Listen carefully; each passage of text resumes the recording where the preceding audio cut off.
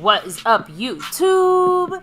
My Cowboys family here, bringing you guys the latest update on our very own Dallas Cowboys, and of course, as always, thank you so much for joining us here tonight on the Fanliest of Fridays. Of course, a Fan Friday here at My Cowboys Family, so take a second on your way in to hit like, subscribe, hit that notification bell, follow us anywhere and everywhere at My Cowboys Family, and of course, hop in the Discord. The link for that's in the description box down below. And as we get rolling here tonight, guys, we have, of course, some people we have to give the... I already said it was Fan Friday. Oh, I didn't say anything, baby. But yes, it is Fan Friday, and yes, some people to shout out as we're kicking off the 2024 Week 6 Lions at Cowboys preview game here, right around the corner. Who are the people repping the board, baby? Thank you very much to the sponsor of the week, John Luna. Yeah. Thank you so much. I appreciate him, of course, not just as the sponsor of the week. He's also the membership gifting champion. Thank you so much, Mr. Luna. By the way, that's, he did a two-time champion now, not just in the sponsor of the week side, but also the gifting membership side. So big shout out to John Luna. But he also had a couple other people repping the board, as you can see right here. Harley Dad, San Fran fan, 48 points on the stream boss. It's funny because John Luna's not a Cowboy fan either. The only guy representing as a Cowboy fan on this board is Cav52. Big shout out to him as our Cash App King. Way to go. Big shout out to Cav.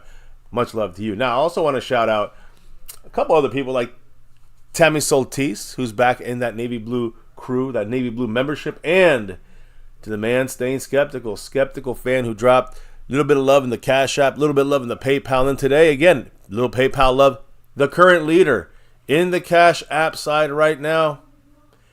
It is none other than Skeptical Fan. You know it, guys. Big shout out to Skeptical Fan. He's currently got the lead there, trying to take that crown down. As far as other leaders, of course, Harley Dad, still 48 points for the 49er fan on the stream boss. We got to get him off that board before this game somehow, guys. I just hope. And then, of course, the battle for the top spot, sponsor of the week. Currently, in first place at the top of the board is none other than LC. Yes, Lincoln Kane, who's a star level member and currently can get, has a chance to be the sponsor of the week, which would make him not only get his star level entry. We'll talk about the raffle in a minute, but also gets a bonus entry for being a weekly winner. We'll talk about that again in a moment. But big shout outs to everybody on the boards representing it. Shout out to those that are leading the boards currently, as we have only tonight and Sunday night, or Sunday, I guess, game day, to crown some champions, whether it's on the stream boss, the gifting membership board, the Cash App board, or of course the overall board. Now there's a bunch of ways to drop the love here and support the channel. So quick little commercial. Of course, on the YouTube side, you got the super chats, but you also have the thanks button. As we said, you can jump into memberships, and you can also gift memberships, which, may I add, that's exactly what Skeptical Fan did. Oh, by the way, I said there was the leader on the of course, there was the champion, John Luna, as our gifting champion, but we have a new leader now, kicking it off tonight, and it is Skeptical Fan, because he dropped a gifted membership before pre-stream. That's right. A big shout out to Luis Ortiz for being the lucky winner there. Yeah, congrats to him. Drop those emojis, because we got the line emojis in there, those hateful line emojis. If you want to, throw a little FU to the line to Detroit this week, you can drop it. Big shout outs to Skeptical Fan for making this happen for one of our lucky subscribers here. So big shout out to you. Thank you. And again, that's the way you do that. The gifting board, you can gift memberships, you could be in the membership, thanks button, super chats, but there's also 4 ways you can help out the channel. The way we do it on the After Dark channels, which is 4 ways outside of YouTube. Yes. You have, of course, the Cash App, money sign, My Cowboys Family, the Venmo at My-Cowboys-Family, the regular PayPal link, and of course, the Streamlabs link, which lets your comment show up on screen just like a super chat would. That's right. And also, I got to shout this out, because we're going to do this literally tonight. Our monthly jersey raffle for our star level and over everything level members. Big shout outs to you guys. You will see it done today. Somebody will win a sewn and stitched jersey of their choice of the very big collection we have. And it's really any team, any sport. Any player, size, style, as long as it's available, we got you. Yeah, we have available. And you've seen us rep our very own, Dallas Cowboy ones. Of course. But I know today we got like Chill Pill in the raffle, because she's in the over everything. Plus, she won one of the sponsor of the week, so she has 3 raffle entries. While someone like Jet Li, he has two raffle entries that he won this month, but he also has his own star level. So he also has 3 entries, a chance to win this thing. And you don't have to be part of the membership to be a weekly winner, obviously, because John Luna, although he is in the membership now, or he was in the membership during this month of September, he's somebody who had won it once before and got a raffle entry without obviously being in the membership. So you can win this all over, all different places, star level, over everything, or the weekly winner. And like I said, mostly it's Cowboy jersey. We haven't given away a jersey outside of the Cowboys, but we do have, because there's a couple people in this raffle that are from different teams. They have every team available, every major sport available, but the players depends on, what's available on our side. So let us know. We'll work with you and get you what you need, want. Women's, men's, children's sizes, and different styles, and all that good stuff. That's tonight. We're going to do the raffle for the month of September. But of course, we're still collecting we'll see who's going to win on Sunday to represent one of the bonus raffle entries for the month of October. We'll see about that on Sunday after the game. We'll crown some champions. So big shouts to everybody on these sides of the boards. And it is Fan Friday officially, baby. So of course we have to shout out those that make the world go around here in the membership side. And that's not just the star and over everything level members. It also includes the silver crew too. So baby, who are everybody in this? Thank you very much, Mr. A. Lavelle, Justin Quarles, the Q-Man, the top dog, Dwayne Broussard. Yeah. Thank you very much to Jetly44, Skeptical Fan, always staying skeptical, LC and over everything, Chill Pill. Shout outs to everybody in all those top 3 levels of what we got here. Cannot do this without your guys' love, support, through all these different facets, but we do our best. With your guys' guidance. So thank you on that. Now, baby, it's time to do the shout-outs and get this stream going because we got a good amount of information to talk about our game against the Lions, the preview stream here, Lions in Dallas. That's right. And we got John Luna dropping the the 40-ounce right there. John Luna, by the way, he's obviously trying to make a run maybe for that sponsor of the week board because with that drop right there, he is currently just jumped over LC in first place on the overall board. What did John Luna have to say with that drop? Thank you very much, John Luna. He said here, showing a little love and support to my favorite Dallas fans. Thank you, brother. Y'all are the best. Thank you so much, Mr. Luna. Appreciate you, Yes. of course, the sponsor of the week. He's showing out again, trying to go back to back. Stealing the words out of my mouth, Mr. NCF. Well, I know he's not a big Cowboy fan. I know he's not a Cowboy fan at all, but appreciate your love and support. And I will say this: we'll convert him. If he does happen to, take it down and win this week, he'll go back to back, just like our 90s Dallas Cowboys. That's right. Love you, Mr. John Luna. Appreciate you, and go Cowboys. Who else is in the house repping it tonight? We have, of course, Skeptical Fan, always staying skeptical, who said the Steelers had some kind of offense to have won 3 games. Yeah, I'm hearing that they at least they got Russell Wilson back on the field now, but he's not starting over Fields yet. Over on the fields. Huh. No, he was out last game basically. So I just wanted to let you. He was the 3rd stringer. This week he's back to 2nd stringer. But yeah, keep it going, baby. I'm sorry. No, all good. The man mad. Oh, gotta stop. Whoa, I hear reverb here. Because John Luna just said, "Hold up, wait a minute. I have to show the love." Oh man! And he just gifted 5 memberships here at MyCowboysFamily. Congrats to Big Boss Man, Agent Elvis, Don Oliver, Get Greased, and Stephen White. The lucky winners there. Yes, big shout out to John Luna, not just in first place currently on the overall board, but also trying to go back to back as a gifting champion. He just jumped over Skeptical Fans' 1 gifted membership with 5 on it.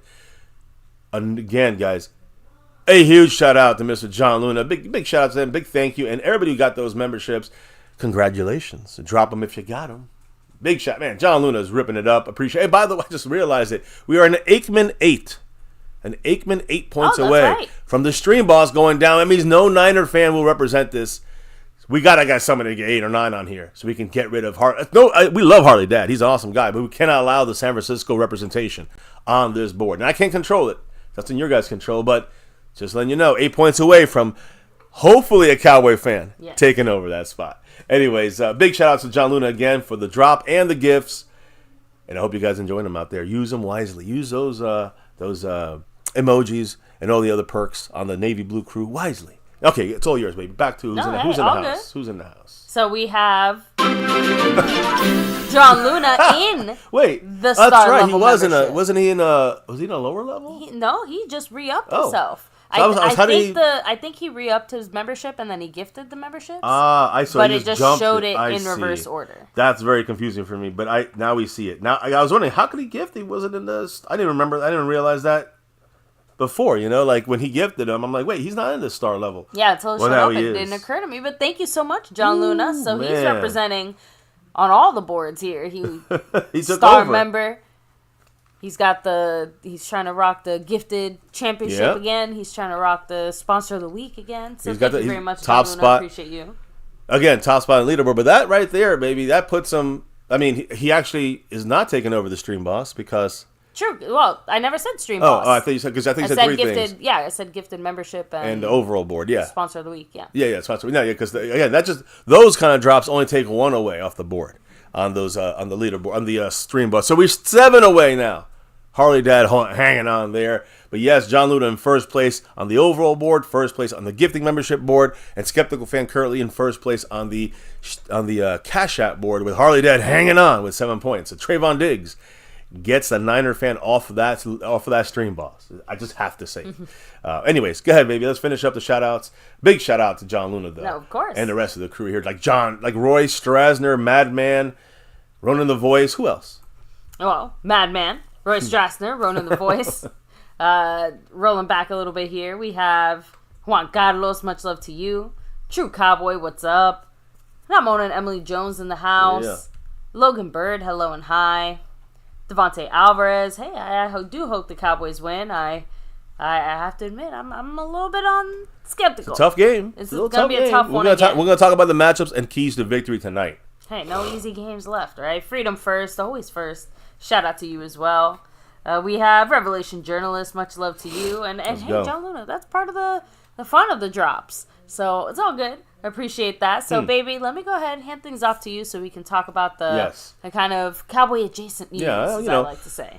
Quick amount of NFL news real quick. But I did want to shout out John Luna because, the membership didn't renew. Usually that's something to do on more on the settings you have on your side, I think, than it is on our side. But sometimes YouTube resets everything. We don't know. But YouTube's weird. Either way, appreciate you, John. Back in the star level. In the raffle tonight, and we'll see who wins. We'll see what happens. Should be exciting who wins tonight's raffle. We'll do that raffle at the end of tonight's stream. If you miss it, you come back another day. So we leave these streams up, so you come back and check it out and see who won. The winner will get back to us hopefully as soon as possible at MyCowboysFamily@gmail.com. That's right. Now let's get rolling. Starting off here, first and foremost, there was a Thursday night game yesterday. Brock Purdy and the Niners beat the Seahawks 36-24. Brock Purdy threw for 3 touchdowns. And with that win, the Niners are now, believe it or not, at 3-3, tie with Seattle, but technically a tiebreaker. They're in first place in the NFC West, the Niners, with all their guys injured. Brock Purdy, he threw for 255 yards, 3 touchdowns, and the Niners never trailed in their win against the Seahawks on the road. And Deebo Samuel had a 76-yard catch and run touchdown to kind of open up the first score, and he finished with 3 catches, 102 yards. Now they're in, like I said, Niners and Seattle in a tie for first place. But again, obviously still a long way to go. But a tiebreaker would go to San Francisco since they beat them. George Kittle also added 5 catches, 58 yards, and 2 touchdowns. They beat the Seahawks for a 6th straight time. Kyle Juszczyk also added a late touchdown run for the Niners. I think both him and Kittle jumped into the stands where their wives are at and celebrated with them both times. Or 3 times, I guess I would say. That's it. Niners. F the Niners. Sorry, Harley Dad, but fuck the Niners. Now, we also have to talk about the Jets real quick. There's a former Eagle, Hassan Reddick, who signed with the Jets in the offseason in hopes of getting a new deal. Still didn't show up. He was in another country at the training camp. He just took all the fines. He didn't care. He's not coming until he gets a deal. And now his own agent, the agency that his agent runs through, CAA, they are parting ways with the Jets pass rusher, Hassan Reddick. Again, he's the NFL's final holdout in the league. And Hassan Reddick has not shown up at the facility, training camp, and he's collected millions of dollars in fines. With his current situation, no end in sight, according to sources. So weird. Yeah, so basically his own agent and his agent's agency, the agency he's in, has been trying to broker a deal for months with this for him, and Hassan Reddick is not budging. So basically, philosophical differences of how of how to go about this has led to parting ways. Basically, his own agent saying, I'm firing myself. Yeah. Like, I quit. His own agent is like, I'm done with you. I'm going to go move my resources somewhere better, somewhere else. Can't blame him. Crazy, right? Crazy. So the Eagles get away with one there. Letting him go to trading. I don't know. Letting him go trade him to the Jets. Jets get screwed on that one. So the Eagles, another good move by Howie Roseman. What can I say? Now, let's get to the Cowboys. Our Dallas Cowboys. Forget the other teams. Forget the Eagles and Niners. Fuck them all. It's about the Dallas Cowboys, baby. You know how we rep that star here. Over everything. No matter what. Over everything. And Dak Prescott, a lot of people put him in the bullseye here. But look, he's our quarterback for the next 3 years. It is what it is. Accept it. He's not going to be Joe Montana or Dan Marino, but he's definitely not, I would say he's not the bottom half of the league of quarterbacks. He's definitely, to me, a top 10 quarterback. And if you actually do things right for Dak, he's a top 3 or 4 quarterback, in my opinion. If you don't work with Dak, you put too much on his plate, well, then he falls out of the top 10 possibly. Now, under pressure, Dak Prescott has been one of the best quarterbacks in his career under pressure. I mean, dicing, slicing defenses. But through week 5 this year, who are the best quarterbacks under pressure? Number 1, Joe Burrow, 121.4 passer rating. Jaden Daniels, the rookie, second with 110.8. And then C.J. Stroud from the Houston Texans with 102.5. These are only 3 guys that are over 100 QBR when they are under pressure. So you don't want to pressure Stroud. Again, we're going to see Daniels twice and C.J. Stroud once and Joe Burrow as well. So these guys with our pressure, if you bring a blitz, they will burn you. Now, Kyler Murray with the Cardinals, he's 4th on this list with 99.9 QBR and 5th, top 5, Dak Prescott. Dak Prescott with a 97.4 when he is under pressure. So, you got Lamar Jackson, Brock Purdy, Baker Mayfield, Derek Carr, and Gardner Minshew, Booger Eater. Those are the final final guys on the top 10 list there. Under pressure this year, but Dak Prescott hanging in there right in the middle. And, hey, I wouldn't be surprised by the end of the year he's first, second, or third. Under pressure. Keep that in mind for big old Dak Prescott. Now, Dak spoke today. I think it was today or yesterday he spoke. I think it was yesterday. He spoke with the media, as we have some players that spoke. So, as we get ready for the Detroit breakdown, we want to hear what maybe some of the top guys on our team have said. So what did Dak say, baby, when it came to after practice and, his performance last week, this week upcoming? What did he say? Yeah, so the bigger point that he had to make is kind of the thing that we already were talking about it here in the chat. We can't lose again at home. Right? If we take another loss at home, that means that we're starting the season 0-3 at home, which is just unacceptable. Crazy. And Dak couldn't even bring himself to even say the words 0-3. That's how superstitious we're being right now. But Dak said, no way that we can, I can't even say that word, 0-3. But there's no way we can drop another home game. We want the Dallas fans to come in expecting to win, bring everything that they can and all the positive energy and vibes. And we've got to produce it and go get it. Later on today in this show, you're going to see one of my keys to victory is exactly some wording that Dak said in there about the fans bringing it. Because they got to bring it. The players got to bring it, but the fans got to bring the rowdiness as well. Yep. So another kind of superstitious thing, right? Dak was kind of asked about, I guess there's this thing that teams that play the Lions, they lose the following week. So Dak was kind of asked about that. He said, we're going on a bye, so we're going to get this win, enjoy the bye, and figure it out after that. So I guess it's just a chance that we play the Niners after that game. Did the NFL deliberately put that schedule up? Conspiracy. Just kidding, guys. But I'm glad that Dak kind of addresses some of those more superstitious little moments there, right? So the last Dak Prescott thing that I wanted to touch on is, he kind of mentioned the last time that they played the Lions, which was just last year. CeeDee Lamb had his career high in catches, which was 13, and yards, which was 227, along with a 92-yard touchdown. We all remember that. Dak got away from that and was able to throw a long ball. Dak's just kind of reminiscing a little bit about that game and that performance, saying it felt good. It's been a long time since. We'd like to get back into a groove like that with him, as in with CeeDee. That was end of December last year, end of the season, basically. We got the Lions in that big game to try to decide home field, basically, and home field for that second seed. That's what it played Say what we want. That was some good December football we played this past season. So Dak went on to say, what a great opportunity that we have to try and get that connection going once again. It's a defense that we're familiar with, having played them the last few seasons. We understand how they're going to try to play us. They're going to for sure try to take him, as in CD, away, especially when you look back at that game. You see the numbers he was able to produce, but we've got different ways to get him the ball still. I'm just confident in what he'll be able to do, but it would be great to get into a rhythm like that again. And when you're in a rhythm like that with an elite receiver, it's a rare feeling. We need Dak and the Dak CD connection to reestablish ASAP. Dak is 100% right, and you know who else is right? Jet Li repping that board with that star now. Woo. Over here, we got Mr. Harley Dad. Much love to him, Niner fan, but more important than that, a great human, but still a Niner fan, right? He's off the board. We got a Cowboy fan representing it. Big shout outs to Jet Li 44 with that. Trayvon Diggs drop that $7 holler. Takes over the stream boss and puts him back on that board. An official passing of the torch here. Official. Yes, go ahead, baby. I'm sorry. Continue. All good, yeah. So Mr. Jetly 44 said, "Go Cowboys now and forever. Forever. Let's get this win over the Lions and shut their mouths about us and let them know that they ain't in our league." I mean, they talk, you know, I'm on Ross St. Brown talked a lot of smack about what Jordan Lewis smack talked him, and he just wanted to smash his face, he said, like, about Jordan Lewis. I think he even said, he's like, Jordan Lewis said things that I have never even heard in my life. Being said, yeah. Like, shit talking, and Jordan Lewis basically said, oh man, I don't even remember what I said, but whatever I said, I meant 100% of it. I love it. So that was kind of funny. And that was, I believe, earlier this week. I want to say Tuesday, Wednesday. So I think we touched on that one already, that situation. But yes.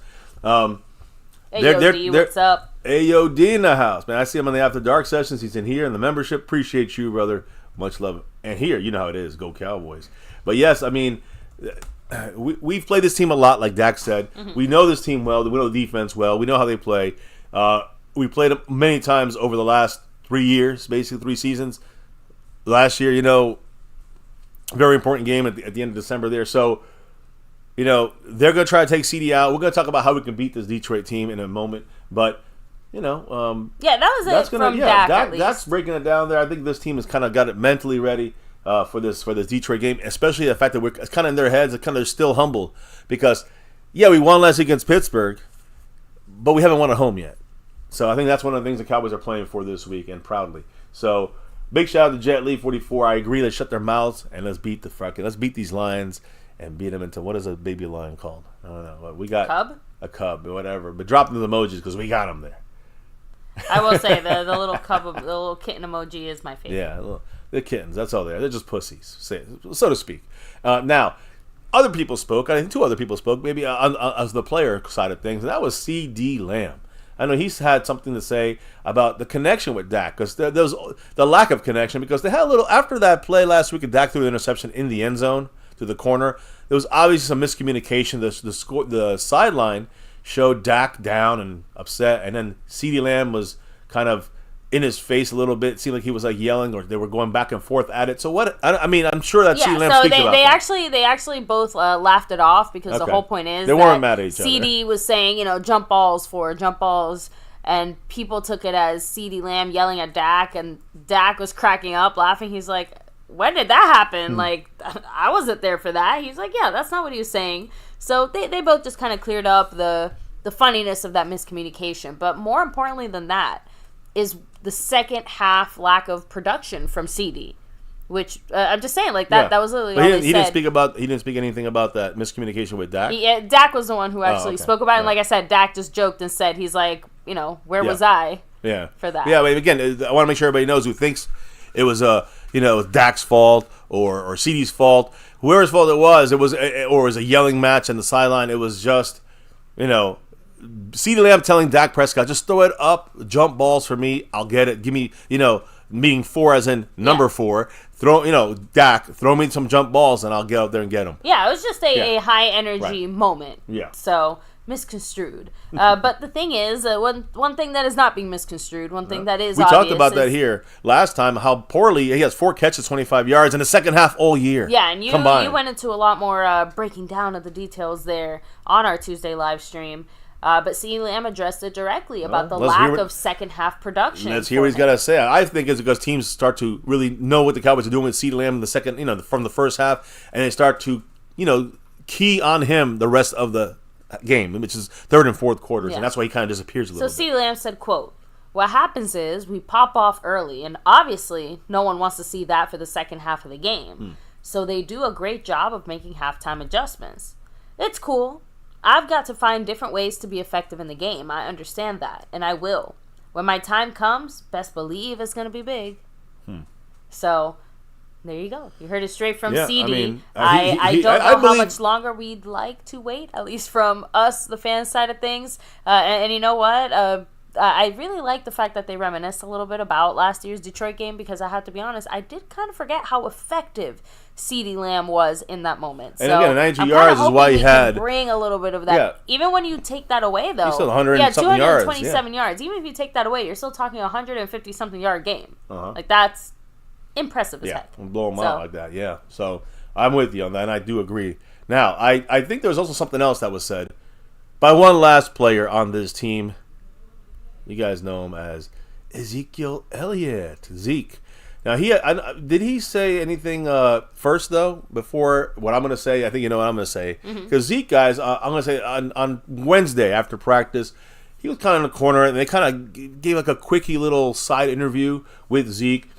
And basically, I'm going to say what I have, and you can say what you have, baby. But the Cowboys running back, Ezekiel Elliott, who's hardly been seen, to be honest, the last 3 weeks or so, he really hasn't had a lot of carries in the game or anything like that. He confirmed that he spoke with the coaching staff and the coaches about his role, and he remains, according to, this is what he said, I'm paraphrasing here, he remains dumbfounded by his lack of opportunities. At the very least, he doesn't understand why no red zone looks. Like, we're still using Rico Dowdle. He fumbled on the goal line. Yeah. You know, we're still you can chase our Lipke last year fumbled on the goal line. I'm just saying these are the guys that were rolling over Zeke on the goal line. So what do we get Zeke for then? Why do we have Dalvin Cook sitting there never playing yet 5 straight weeks? So Zeke was asked by the media if he asked Mike McCarthy about it. And Zeke answered like this, quote, on his reduced role with the Cowboys, quote, "It's definitely a little different, but you keep your head down. I just focus on being a good teammate. I've been focusing on continuing to help lead this team, and I'm not making it about me. It's about this team winning football games." I love the team attitude he has, but obviously it's bothering why he's not being used on the red zone and the goal line as much. But I also want to make sure people understand. Before people say, oh, Zeke's being selfish, you don't care about the team. It's saying you want to win, but he wants to know why he's not getting used more. You got to remember, guys, before it gets turned into like Zeke's being selfish, he simply answered the questions the media asked him, and he answered them honestly. Yeah, and the only other thing I have outside of what you just mentioned that Zeke said, he did say that he hopes his opportunity comes, and he said it in a very, like, nice, neutral, positive way or whatever. So, you know, I'm just saying that he obviously... It's not pissed, but he's just like you said, dumbfounded, confused. And you know what? Even I have to admit, we're a little confused too. What was the point of bringing back Zeke if you weren't going to use him in some of those goal line situations? Short yardage. It makes sense. We had a short yardage. We had a short yardage play against Pittsburgh, and what did we do? We threw the ball, and Dak had to throw it out of incompletion, and or it was a third down. I'm sorry, we third down and 1, and he throws an incompletion. It was a grounding. You know what I'm saying? But why are we throwing the ball in the first place? Putting this in the hands of the refs. Exactly. So when we have Zeke supposedly to get that half yard, right? So just want to say that, Zeke, like I said, reiterating this, he focused on keeping his head down, being a supportive teammate, is what he said. He said he's been patient, tries not to rock the boat, trying not to make it about himself. Trying to be a leader. Yeah, trying to be a leader, trying to not make it about himself in this situation, with his situation. McCarthy actually did speak on this. I don't know if you have this, but McCarthy spoke about Zeke. And basically, he said that Zeke has been great in practice. So, and Zeke also, you got to remember how frustrated he might be with the team or whoever. Zeke has continued to fulfill all of his media responsibilities at his locker every single week, despite his diminished role. Now, again, to me, holding up the leadership side of the deal. But to me, people are taking this, he's about him because he's bitching. Guys, do you think there's anything wrong with talking to your boss about your role? Like, that's what you do in your job. That's what Zeke is doing in his job. But he's not complaining. He just wants to know, hey, what's going on? What are we going to see here? And like you said, it's not like Zeke is going outside of the organization to, shit the media talk and say, the hey, they're not using me right. He's literally just sitting there minding his own business, doing his media stuff. The media asked him a question, and he answered. Now, you had the other comment he said on another question related to this. It's similar kind of a similar situation. But then, after a couple more questions about this role and your role and what did you say and all that stuff, he said, look, just ask the coaches. Like, they'll tell you. I'm open about this. I said my part. They'll tell you if there's anything I said wrong. And just reiterate that he's just keeping his head down and staying focused and ready for his opportunity, like you said. So, Zeke, give him credit for hanging in there, even though he could, he could get a little more bitchy if he really wanted to. But it's not these comments you're hearing out there this week. It's not really him bitching. It's more him just being, answering the questions that are asked of him. And of course, he's a little bit confused of why he's not being used in the goal line or red zone and short yardage situation. So now it makes sense. Being the media empire that they are, the Dallas Cowboy media said, okay, bet. Let's ask. And they asked Jerry Jones on 105 Through the Fan, right? So that was today, right? Yep. Okay, so what is going on with Ezekiel Elliott? What is the situation there? And of course, Jerry Jones responded in only the way that Jerry could, saying that it's an exaggeration to say that Zeke is quote-unquote dumbfounded by his role in the running game, saying, quote, we're saving him and we should be. So let me ask. So his answer, Jerry Jones' answer is the reason why Zeke. It's an exaggeration that Zeke is dumbfounded, and that the Cowboys are purposely doing this because we're saving Zeke for the future. I'm actually more dumbfounded than I was before. I'm dumbfounded. I have to agree. That comment made it so much worse because it's not just that, but saving him for a future. The future. Yeah, the future where Dalvin Cook gets snatched off our practice squad? It's like you get my point. Yeah, though. Are we gonna use him as our star running back in week 12? What's the? He's not the star running back he was there, Jerry Jones. Are they basically gonna use Rico Dowdle and then at some point at week 14, 15, he's gonna vanish into a pile of dust and now that's what Zeke is there for? None of this makes no sense. None of this makes sense to me. I'm more confused than I was when, I understand Zeke's complaint, but I'm more confused of why the team is not doing anything with Zeke. And this is not even a part of the conversation. And Dalvin Cook. It's a strange situation that they're kind of saying they're saving them. Also, he's straight up basically saying that Zeke lied. Yeah, as well. Because Zeke is exaggerating. It's yeah. So, which, again, ugly situation. Is possible, but it's not like Zeke didn't say he went to the moon. He literally just said, I talked to the coaches about my role. Yeah.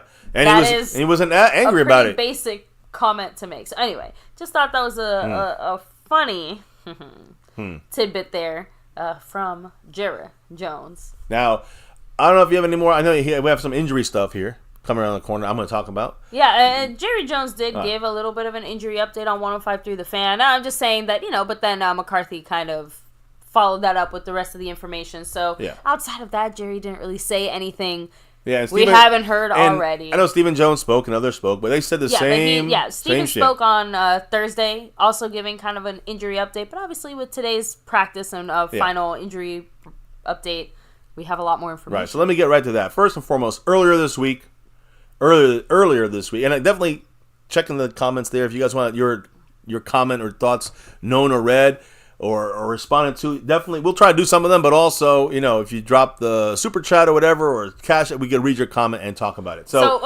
one thing I'll say, Madman says future, like Jerry Jones saying we're saving for the future, Zeke, as in harder games and playoffs, that makes sense to me. So basically he's just saying that they are saving Zeke for, let's say, that tough December stretch and the playoffs and things like that. Yeah, they want Zeke for the for the bad weather games and that stuff and into the season when you had to carry the ball more. And listen, Madman, I understand that perspective of it. That the problem I have is that, number one, are we going to make the playoffs? That's number one. Number two, is Zeke really the guy they got to hold back from playing? He has 5 or 6 snaps in a game. Yeah. I'm saying, is he a guy that we have to hold back because we're going to let him loose? He's going to tear it up? Oh, no. Edward said it. Rico looks better at this moment. He's faster, but Zeke is very good for short yardage. I agree. But we can still use Zeke now for short yardage and not hurt him for the playoffs or the Super Bowl or whatever until next year. I mean, I'm just saying, my point is that it's a silly comment for Jerry Jones to say we're saving him. Zeke can't handle 5 to 10 snaps a game.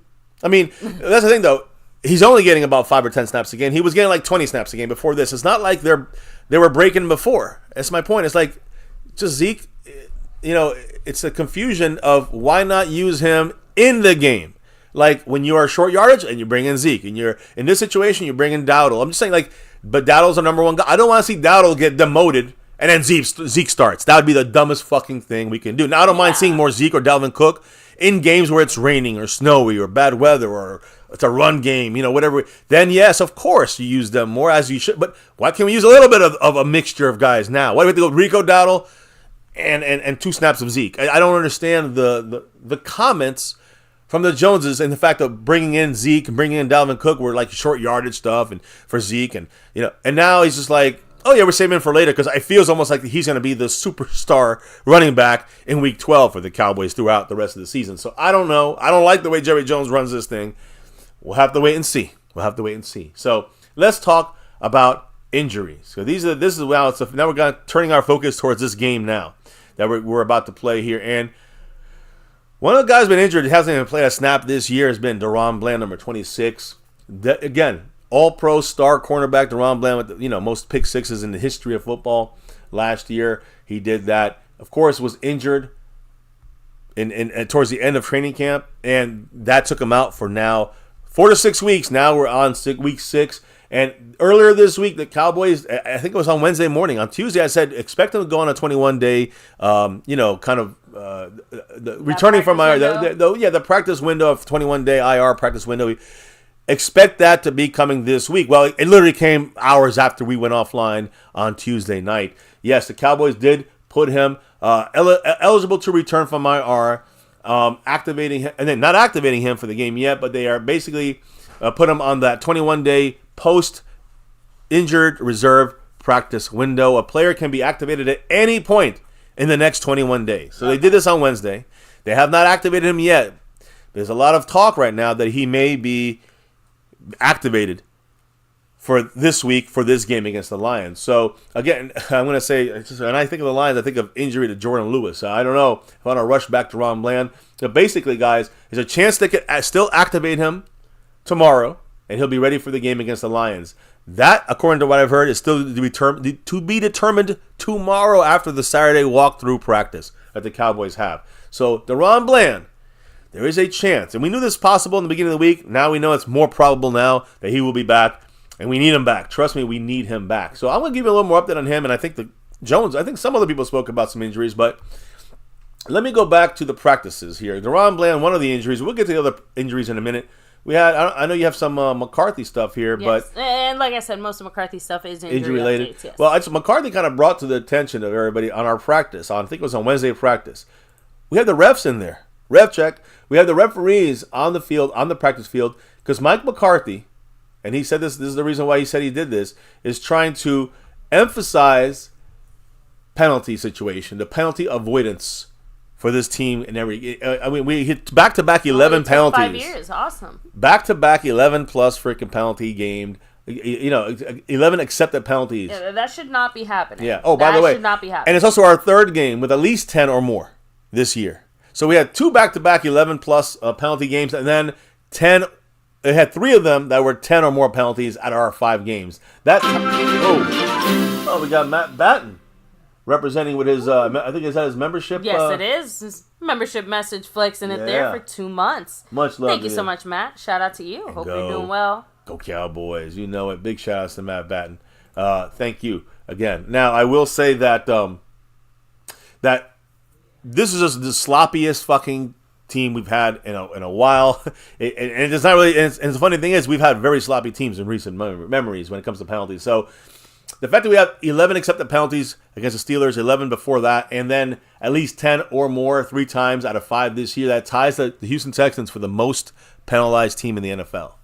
It's not just us; it's the Texans and us are the worst right now. Now, McCarthy continued talking about that was just like the practice kind of scenario. We're trying to get these penalties fine-tuned because nothing's working stopping these penalties. This sloppy shit is the coaching, and it's not stopping. So then you look at what's going on in the field when it comes to the practice field. And the major things we look at here are guys like Micah Parsons. Number 1, he was out of his boot earlier this week. Great news for Micah. Positive sign. Very positive sign. Out of his boot and off the scooter that he was using to go around the facility, which is a great sign of his progress. But again, he's still walking with a pronounced limp. So he's still not good to go, and I'll explain that he's not going to play this game with that hurt ankle. We kind of figured it was a bit of a long shot for him to come back before the bye week, but the potential was still there. Yeah. And again, like you said, it was such a positive sign that he didn't have the boot and was not walking with the scooter. Yeah. It's like, okay. But that limp and that bye week coming up is probably going to be the reason why he's going to just take it easy this week. We're going to save him for next week. You got to remember, guys, he was out there every day this week on the resistance scores during the practice. Says he's, again, wasn't expected to play against the Lions, but is on track to return after the bye week, week 8 versus the 49ers, which is a huge game. Yeah. So that's the quick Micah Parsons update. He's out for this game, and I'll tell you more about that in a moment. But we also got to talk about another cornerback, which I hate to say this, but during the practice, he was taken off the field. Yeah, Trayvon Diggs. According to Mike McCarthy, Trayvon Diggs, hey, Traveling Fools with his message. Woo. Much love to Mr. Traveling Fools and that navy blue crew. He said, yo, yo, yo, yo, yo, yo, yo, yo, yo, yo, yo, yo. 10 months of representation there. Thank you, Traveling Fools. Much love, Traveling Fools. And he said, go Kamala. And then, I'm sorry, much love to you, Traveling Fools. And I'm glad that you and your family made it through this hurricane 2 times in a row now. 2 hurricanes we've gone through here in Florida. So, good shout out to Traveling Fools and the family. Take more than a hurricane to knock us out. Oh, hell yeah. So big shout outs to him. Now I will say Trayvon Diggs, very concerning. In the middle of practice, he missed Thursday's practice with an illness. We didn't know that though at the time. So he wasn't there on Thursday. Came back, McCarthy said he had an illness on Thursday. And then on Friday, Trayvon Diggs was back in the building, which is great news. I'll explain what happened to him in a minute. And then Tyler Guyton, he got an injury in his knee. I think Stephen Jones kind of touched a little bit on that earlier, basically saying that, we're not, we talked about this last week, that he's going to be good and not going to be good. He's going to take some time. We don't know which way it's going, and I'll tell you what it looks like for him. But this week, let me get Trayvon Diggs out of there. This week, the rookie number 60, Tyler Guyton, practiced every single day. But if he is less than 100%, I hope the Cowboys, do not throw him in the mix and use Tyler Smith as a left tackle and move in T.J. Bass as a left guard.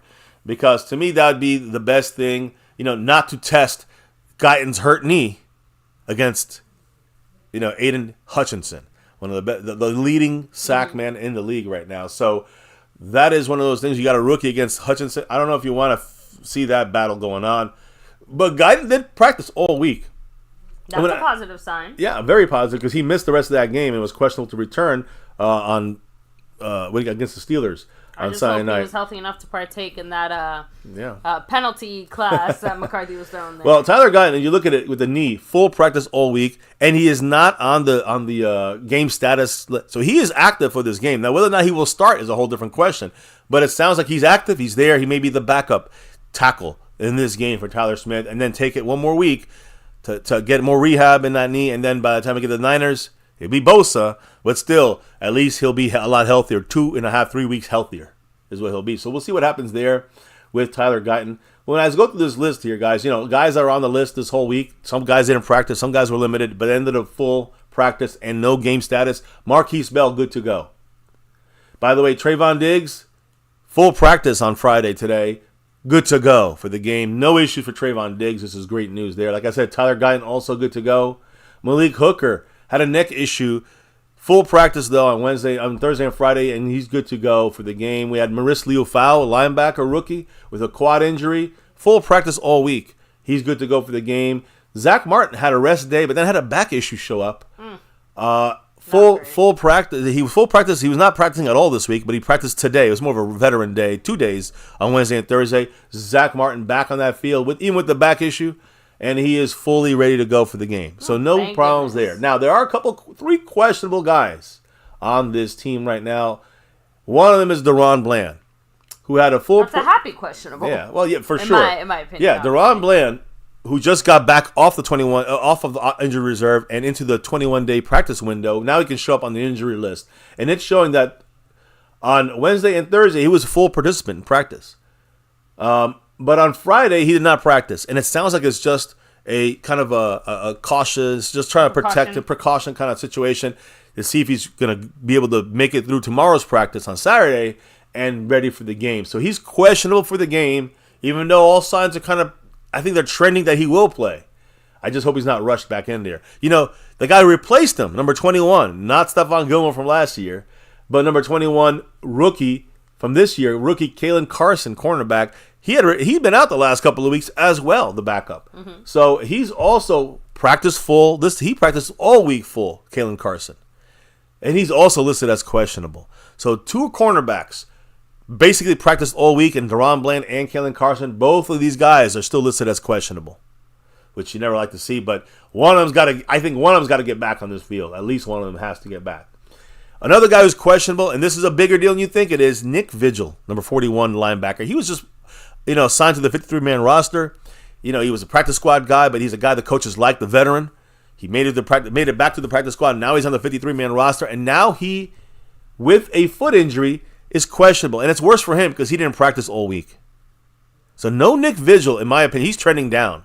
He's trending that he's not going to play. I agree with his lack of experience, along with the injury with the team, lack of practice. Yeah, with the team, because he's played on other teams. But of course. With our team, lack of practice, the injury situation with the foot, it just doesn't look good for him. And usually, look, we got Maurice Leo-Fowl back, we got Arvishone, we got Marquise Bell can once in a while play down there if we need it. Sometimes depth-wise at linebacker, we're fine, right? No.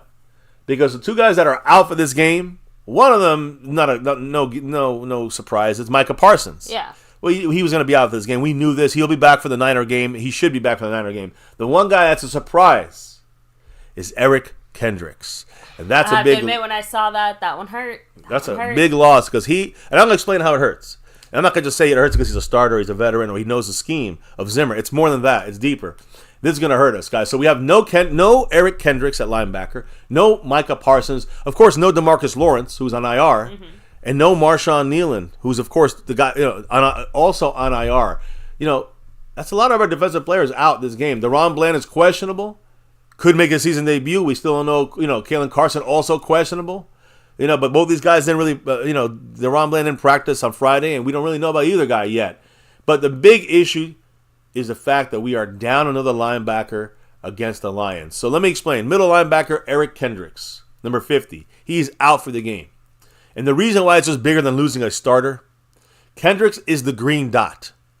He's the guy that gets the play call from Zimmer. And then he assembles a team, calls the play, and moves players where they need to be. He knows Zimmer's defense the best. He came in knowing it the best. He's trying to show other people the best. And sometimes when he's not there, they look confused out there, the players, in the Zimmer scheme. Now no Eric Kendricks. Oh, man, that's scary for me. That's maybe our biggest loss. Even bigger than Micah and these other guys. This is maybe our biggest loss right now. Eric Kendricks running the defense for the Zimmer. He's not going to be on the field now. He's the guy that gets the young, and I mean young, inexperienced linebackers into place. He's not there anymore. Now all we got is young, inexperienced linebackers. Got to figure it out. And the other thing is, the other veteran linebacker that has a green dot and knows the system kind of second best is Nick Vigil. That's why I said he's the other guy who's that out. We literally lost our number 1 and number 2 play callers on defense. So then who's the number 3 I don't even want to know because it's not going to be good. This is a very bad development for the Cowboy defense against the Lions. With all the shifts, see, here's the thing, guys, we're going to talk about it now. But the Lions, they do shifts, motions, all game long. And that breaks down defenses, players, schemes, and that's what they're going to do. That's what they're going to try to do to us, especially knowing Kendricks is not out there. And then the only guy that can maybe hang in there a little bit, Nick Vigil, he's questionable, didn't practice all week with a foot injury. Both guys will probably be out for this game, and that's a big blow for the Cowboys. Yeah, we got Overshone. Yeah, we got this guy and that guy. It's great. But Overshone can't call the plays out there, and that's the issue for us. So how the Cowboys going to fix this? Well, can't even move Micah in the linebacker now, right? So we have Overshone, who's the only starter left out there. Stephen Jones, this is why I said Stephen Jones did mention, though, some names that will be moved into either into depth or maybe into more starting snaps, and that's going to be Damone Clark. Okay. Remember, we haven't seen Damone Clark pretty much at all this year. We have not. And we're going to see a lot more of Damone Clark. I think he's number 14. We're going to see a lot more of him, or number 18. We're going to see a lot more of him in this game. We have to. So Overshone's going to be out there with Damone Clark, and he also may, Damone Clark's probably the guy that's going to help replace him, so it'll be Damone Clark and Overshone out there, 13 and 14 at linebacker. But they also want to, Stephen Jones also mentioned about bringing up practice squad linebacker Darius Harris, who had a good last game against the Chargers in preseason and made the team because of that. But he, made the team as a practice squatter. But again, not a 53-man guy. He's going to be pulled up. So again, when you ask me, hey, MCF, who's going to be the guys moved up for this game?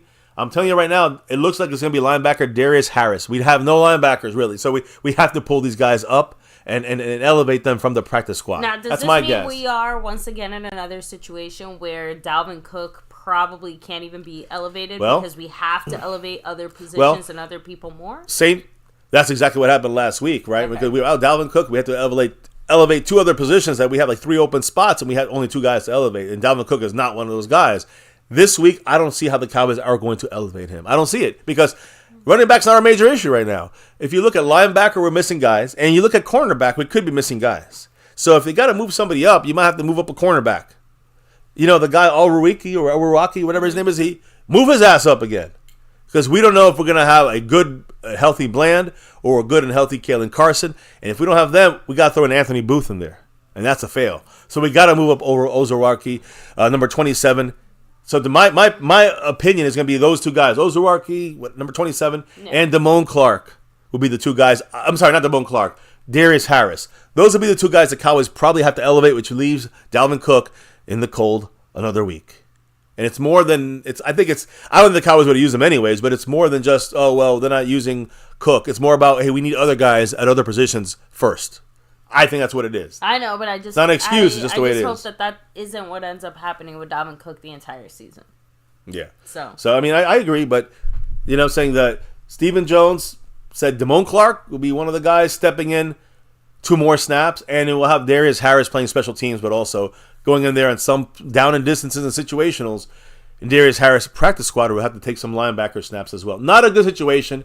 I don't know who's going to call the plays out there, but not a good situation, in my humble opinion. Any quick thoughts by you or the chat about these injuries and the situations before we get to the breakdown of the Lions game? That's what's next. We're finishing it up with the breakdowns here. So, Sledhead, definitely a lot of injuries, unfortunately. A lot for the Cowboys. That are, like, in the past, and then new ones now that even hurting us more and more and more. Yeah. James Herr, what's up? Yeah. Double R said the money they'd make if I was the owner, I'd tell them, get your ass out there on the field, because back in the day, they had leather hats for the helmet.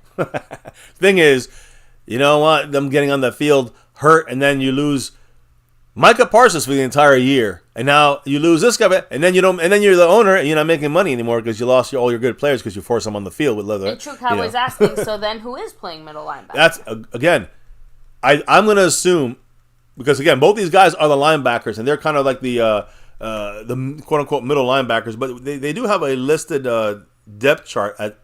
It's hard to explain because at the middle linebacker there could be a couple different guys, and we can do different things there to kind of alleviate the quote unquote middle linebacker spot. To me, it's more about who's wearing that green dot. Behind Eric Kendricks at middle linebacker is Damone Clark. So if you're gonna ask me if I had to make a bet who's gonna play middle linebacker, it's gonna be number 18, Damone Clark. Okay. That's my guess on that one. Now, the other guys on that field, Overshown and Maurice Luafau, number 35, the rookie. Those are the guys you're going to see. You're going to see a lot of Overshown, a lot of Luafau, and a lot of Damone Clark at middle linebacker. And like I said, Buddy Johnson's still on the team, but we also got some of the practice squad guys here that you'll see being used like at linebacker. Specifically, the one guy I want to shout out there is Darius Harris, number 47. So 47 might be on that field as well. Those are the 4 linebackers or so you see the Cowboys going to in this game if we have to. That's my best answer for you guys. That's all I got. But Damone Clark, probably the middle linebacker. I'm not sure who's calling the plays, though. I hope Zimmer got someone on top of that. Or he simplified some things for these young guys in the field. Because he's hiding someone in his back pocket. There's no room. There's nobody left. With no Eric Kendricks, with knowing his system, and no veteran like Nick Vigil, we're gonna have to have Damone Clark, Overshown, and Luafau, 3 of the youngest guys you can say their names. I mean, you got Damone Clark's the most veteran guy of those 3. It's like rookie from 3 years ago, rookie from last year, and rookie from this year. That's who our linebackers are starting in. Very young, very inexperienced. So, any thoughts on you, baby? It's definitely a worry we didn't think about earlier in the week. I had kind of said it earlier in the stream. I have to be honest. Our team is much more banged up than I realized. I knew we had some injuries. I knew we had some situations, but I don't see how there's no nice way of saying this, but I don't see how we can overcome our injuries at the linebacker position for this game. The only way I see it working out is basically everyone else has to play perfect football because there's going to be a lot of fuck-ups there. A lot. Offense as well. It's going to be hard. It's going to come down to our defense makes that one stop that we need, and the offense goes out there and puts up points. I mean, that's the one that's going to help. The offense is going to help the defense this game. I'm going to remind everyone that last year when we played the Lions, the way that we won, not exactly an uncontested victory, so to speak, right? If you guys remember, it was a little bit of controversy there. Yeah. So the Lions themselves, they want revenge. Yeah. So remember last year, them coming into our house again, trying to embarrass us, trying to get that redemption, and in a slightly healthier position than we are. Yeah, I hear you, baby. So trust me, it's the Lions last week. I know this past week. I'm just saying our D line surprised me. Our pass rush surprised me. So but last year the moment you're talking about is when they went for 2 with Dan Skipper. Yeah. And he did not check in with the refs, or he did or didn't. I don't know. And that they scored. That the penalty was on them, and then they went for 2 again and missed it and lost the game. So they hate us real bad over there in Detroit. So they want their revenge. We're missing our linebackers. We're missing Micah. We're missing DeMarcus Lawrence. Who knows if we still may be missing Kalen Carson and Deron Bland. We'll be down to our 5th and 6th cornerbacks. Our defense is in big, big trouble. And again, you don't have Guyton playing today this game. Maybe that's the best thing for us. You know what I'm saying? On the offense side, we don't have as many injuries, knock on wood. We still got some inexperienced guys and some holes there. So we got a lot of issues. The Lions, they're ready for revenge. So the Lions, let's talk about these Lions real quick. And I'm going to put on my favorite picture of the Lions that I have here. We always put something to remind us of our opponent, and you guys can drop your emojis if you want right now. Fuck the Lions. So they have 4 guys on their injured list this entire week. And Brian Branch, their starting defensive back who was out last week with an illness, full practice all week, ready to go against the Cowboys, of course. Then you got Calvin Richard dropping that 1-0, that $10 a holla. Calvin Richard with that drop. I'm pretty sure he just jumped over Skeptical Fan, if I'm not mistaken, for second place on the board. Or third place on the board. What did Calvin Richard have to say, baby? Thank you so much, Calvin. He said, sorry, guys, I'm late to the show. All good. But if the Cowboys are not going to use Zeke, why the hell did they bring him back? Thank you. I'm tired of watching them fumble on the goal line. I agree with that Rico Dowdle play last year with Lipke against the Dolphins. I know we didn't have Zeke last year, but this should show you a reason why you use Zeke on the goal line. He ain't going to fumble.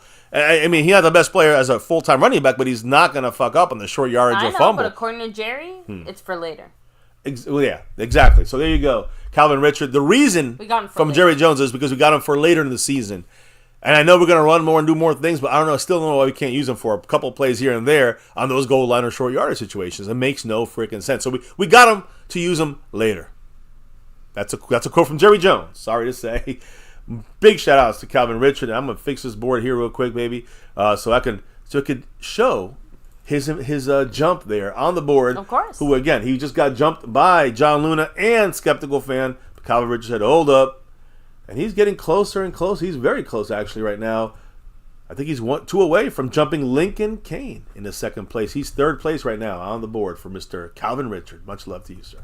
So let me take a second here as you update the board to remind everyone to hit like, subscribe, and hit that notification bell. Again, easy, simple way to show some love and help support the channel, and also make sure you never miss a live stream. You want to hit that notification bell. You can follow us as well there, anywhere and everywhere at MyCowboysFamily, all social media and things like that. Twitter, X, Discord. And of course, I can't do these types of shout outs without shouting out the people on that board making the world go around. Hell yeah. Like the sponsor of the week and the gifted membership champion, John Luna. Woo. Thank you so much, Mr. Big shout out to Mr. Luna. By the way, he's in first place on both those boards again, trying to go back to back like our 90s Cowboys.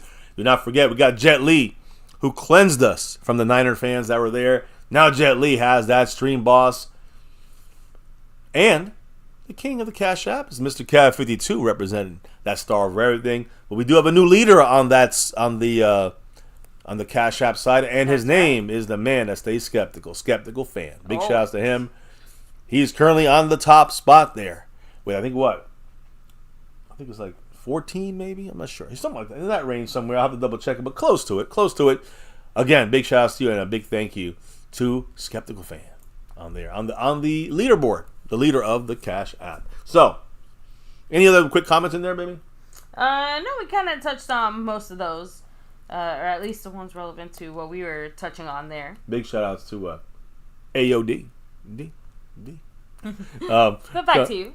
Yeah, so anyways, Brian Branch, starting defensive back, corner, safety. He's going to play full go in this game. Kirby Joseph, who was added to the list on Thursday, their starting safety, had a hamstring issue, was limited on Thursday, back at full practice on Friday.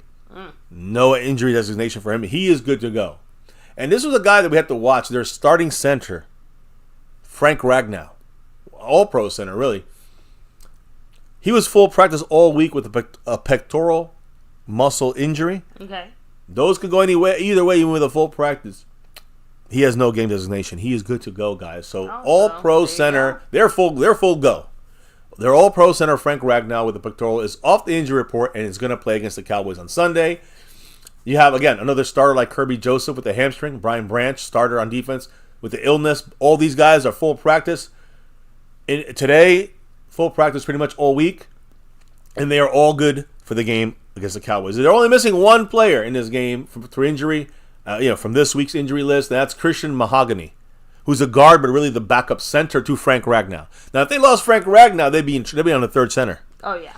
But now their backup is gone. Christian Mahogany with an illness. Full practice, though, listed out for this game. That illness must be real bad going around that facility, because if it knocked out Brian Branch last week, now it knocked out their backup center, with an illness. He's the only guy that's out for this game. So Kirby Joseph, just so you guys know, he had a new hamstring to deal with, but it was not a serious hamstring kind of tweak. So he's good to go. He also had a hamstring before game 2, and they didn't keep him out of the game. So he's the kind of guy that's going to rebound from the hamstring issue. Like I said, he's no injury designation. Ragnow and Branch are in. Mahogany is out. But physically could play if he was needed for their backup center. But he was listed as out because they needed to put somebody out, and they'd rather find a third stringer that's more healthy and ready to go and use him as the backup than use this guy as the backup, and who's going to push him to maybe force him to get on that field and probably would have been inactive anyways. So might as well rule him out now. We already know one of their inactives, and we know a couple of ours as well. So that's the Lions situation. We are banged up and beat up and bruised up and beat down. The Lions, they're fully healthy. Fully healthy. Any thoughts on that, baby? That's even more concerning. Thank you. I almost started to feel better there for a second, but I'm glad that those hopes have been extinguished. No, like I said, this is going to be a tough matchup. They are feeling good. They're healthy. They're going to have a chip on their shoulder they want revenge. The Cowboys just very rarely have. And they want revenge on our ass. I think there's a very solid possibility, as much as I don't want it to be true, that we could start off the season 0-3 at home. Well, let me give you some reasons to be positive. Let's get to the positivity portion of the show. All right. And this game, this battle, I'm going to give you some keys.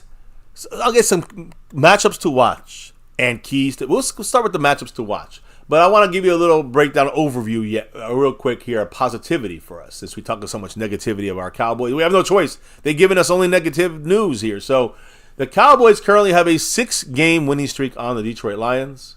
The Cowboys have also won 8 in the last 10 meetings between the Lions and the Cowboys. So we've owned them. Doesn't mean shit for this week. Cowboy offense this year has averaged 20 first downs per game. That's a lot of first downs. In fact, that's the 9th most in the NFL. We're a top 10 first down getting offense. The Detroit Lions defense, they allow an average of 24 first downs per game. So if you look at the mathematics here, it looks like we should get about 22 first downs in this game. That means a lot of points should be on the board for our Cowboys. By the way, the Lions allowing 24 first downs a game, that is the worst in the NFL. So they allow the most. We get about a top 10, 9th most first downs per game. So Cowboy offense got to get the ball rolling down the field and get those first downs. Cowboy offense throwing the ball is averaging 272 passing yards per game. That is the second most in the NFL. We're the second best passing offense in the NFL right now. The Lions passing defense is allowing an average of 258 passing yards per game. That is the 6th worst in the NFL. So if you want to look at a quick, just even some virtual keys to the game here, to the victory, getting first downs, keeping the ball moving down the field, it should be possible against these Lions on our offense.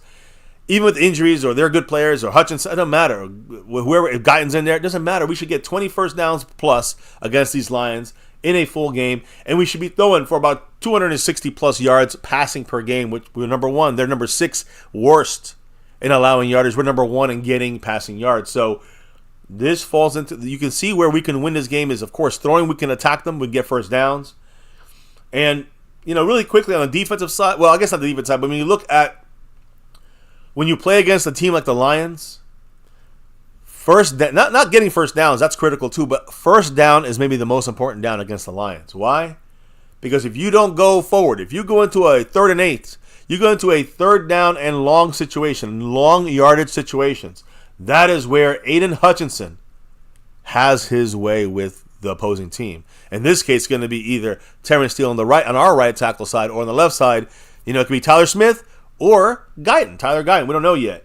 But basically the Cowboys have to keep up with the Lions defense. We have to somehow continue to get that ball down the field, and it's critical we don't get stuck in a lot of 3rd down and longs. It's critical that we get on first down, we get ourselves 3-4 yards on first down, at least. It's critical. Or else Aiden Hutchinson's going to wreck our game plan. I'm telling you right now, guys. So throwing that in there, let's get into more of specific keys to matchups or matchups to watch for. And I think you got to look at the Lions secondary, who consists of right now Carlton Davis, Joseph Kirby, who just got off that hamstring issue, Brian Branch just got off the illness issue, Terrion Arnold, who's a rookie, and Amik Robertson. Now, they got good players, but they're not great players back there, and I think the Cowboys can take advantage of that. But there's a couple of reasons why we have to take advantage of that. And the first reason is when you're trying to pick apart this secondary of the Lions, which is very pick-apartable, the guy you want to use to pick them apart in their secondary is CeeDee Lamb, goddammit. How much easier can that have been? So the Lions secondary I just spoke about versus wide receiver CeeDee Lamb. He hasn't really had a breakout game yet in 2024. He has some good games, and then he goes to sleep in the second half. More like good moments, yeah, I think. That's a good way of obviously, commenting. yes, mainly in the first half. But like I said, good moments. But he hasn't gotten to 100 yards at all this year yet. 5 times, no 100-yard game for him. Crazy. And this could change on Sunday. We know about his huge game last year in December. 13 catches, 227 yards, and that 92-yard touchdown catch. That was his best performance he ever had. So it should continue, if you look at that game. But you look at this year, he dies off in the second half. And we heard he's going to have to do more in the second half. But the Lions, they're going to have a better plan to defend CeeDee Lamb, I think, this game. Because the Cowboys will almost surely throw early and often to this guy right here, CeeDee Lamb. Dak Prescott, he's targeted CeeDee Lamb at least 7 times. At least 7 targets for him in 17 straight games. So we've thrown when Dak and CeeDee are on that field, 17 straight games, he's been targeted at least 7 times or more. Now, I just want to say one more thing. The Lions playing a lot of that man coverage. CeeDee Lamb is one of the best guys. He can pick up yards against Detroit's man coverage. CeeDee Lamb averages 4.33 yards per route run. That's a lot. That's 3rd best in the NFL against man coverage, which will definitely pose an issue, a challenge, a matchup challenge for the Lions, who run man about the 5th highest rate in the NFL, 41% of the time. So that 41% of the time, we need to be attacking with CeeDee Lamb. No joke about this. When they're in man and we got to go in motion to see what kind of coverage they're in, we attack with CeeDee Lamb in this secondary. That's one of the matchups to watch. Can we do it? Yes, I truly think we can do it. But will we do it? That depends on our offensive line. And the reason I say that is because if we don't get any block from Tyler Smith and the rest of the crew here, it doesn't matter if CeeDee Lamb's open or not. We're not getting the ball to him. So the Lions' defensive end, this is a matchup we got to watch, versus the Cowboys in pass protection. Specifically, Terrence Steele and Tyler Guyton and possibly Tyler Smith, who's going to be maybe playing that left tackle spot. It's very challenging to find a player who's been more valuable to their defense than Aiden Hutchinson has been to the Lions, especially over the first 5 weeks of this season. He's a second-year pass rusher. He leads the NFL with 6.5 sacks, which is more than half of the entire Detroit Lions sack total as a team. As a team, they have 11 sacks. He has 6 of them, 6.5 of those sacks. So nobody else gets sacks on this Detroit Lions team except for Hutchinson. Well, they all do. They get what? No other. Actually, let me put it this way: no other Detroit player has more than 1.5 sacks this year. So in 5 games, all the sack totals are 1.5 sacks or less, except for Aiden Hutchinson, who has 6.5 sacks and leads the NFL. So who do we got to stop? Aiden Hutchinson, guys. It ain't that hard to figure out. And it's all about our offensive line having to do their job here. Yeah. So, again, Hutchinson has 14 of the Lions' 30 quarterback hits. So he gets the hits, he gets the pressures, and he gets some sacks. Hutchinson is the guy we got to stop. I don't care if you got to chip block him, double him, use your running back, use your tight end, whoever the fuck. But you gotta, and that's why I don't want to go put Guyton on that field with that hurt knee and has to go up against him half the time. I'd rather see this guy here, 73, go up against Aiden Hutchinson. I'm sure Hutchinson will be locked down a lot more. I'm not gonna stop him fully, but you're not gonna. I'd rather have Tyler Smith that left side, and yeah, Steele. I'm not happy about Steele on the right side, but both those guys out there is better than, to me, having Steele and then Guyton on the other side. That's a big drop off for me, in my opinion. So. Either way, at least for this game with the injury, I'd rather have Tyler Smith on the left side. That'll at least help out our quarterback and the ability to get CeeDee Lamb the ball, which is one of the keys, one of the matchups to watch here. So basically, guys, about half the time Detroit has hit an opposing quarterback, Hutchinson has been the one doing it. Over half the time. That ratio is almost unheard of in the National Football League. You don't hear about that kind of domination in any team on that kind of destruction. So Hutchinson is a one-man wrecking crew. And if I'm not mistaken, he is, number 97? Number 97 is a big number we got to watch in this game because he will make or break this offense. If he gets in there, disrupts, game's over for us. We're not going to be able to do much, I don't think. If we need to throw the ball to get back in the game, we're done if Hutchinson gets at us. So I just want to make one note. It is very hard to stop Hutchinson. But if the Cowboys can do it, whether you have to bring more guys to help out, whatever it takes. If the Cowboys slow down Hutchinson, the path forward to success and winning becomes that much easier. So it's very important, this matchup. We have to try to win this matchup. It's a very important matchup for our tackles, whoever they may be, Steele and whoever is Tyler Smith or Tyler Guyton, one of the Tylers. We got to lock down Hutchinson in this game because if Detroit, they do lack an intimidating pass rush presence beyond Hutchinson. So anybody else in that is not scary. One guy might give you a hit. He might give you a little pressure. But you're not going to get anything like what Aiden Hutchinson does for this Detroit Lion defense. So again, left tackle Tyler Guyton and right tackle Terrence Steele probably get the best chances to slow him down. I think Tyler Smith is a guy that's going to be on that left side a lot as well. The Lions, they do a lot. It's definitely going to be a group effort for the Cowboy offensive line because what the Lions do, it's kind of skewed, these pass rushing stats, to encourage offenses to use running backs and tight ends to help chip Hutchinson. So then, so you got to find ways of double teaming him in some ways. This is not necessarily a one-on-one matchup to watch. You got to remember also, the Cowboys have a broader effect to contain Hutchinson. And that's what really matters, I think, what the Cowboys are going to try. You've seen this in the last couple games we played. The last game we played against them, against Hutchinson. The Cowboys, again, considering the Cowboys rank second in the NFL in passing attempts, we have to lock down the pass rush for them. So, Hutchinson, he had himself a 3-quarterback sack day against the Cowboys when we played them in December in 2023. We had, he got 3 sacks on us just on his own. So he's a dangerous guy. You can bet right now that he's licking his lips to get through, guys like Terrence Steele and maybe Guyton in there. But I do think that Tyler Smith could slow down his hunger, so to speak. And, we know, but Terrence Steele has some struggles in pass protection. Steele's given up, 3 quarterback sacks this year. I think if they really want to attack the Cowboys even more than Guyton, I think they're going to attack Terrence Steele. And Terrence Steele is a guy who's been giving up a lot of sacks this year. He does seem to be the weakest link. Like, Guyton gets a lot of penalties, right? But it seems like Terrence Steele consistently has been bad. That's the best way of putting it. I think that At least my opinion. I mean, I think that Terrence Steele he's had good games. I think he's had bad situations, but yeah, I'd say more consistently inconsistent.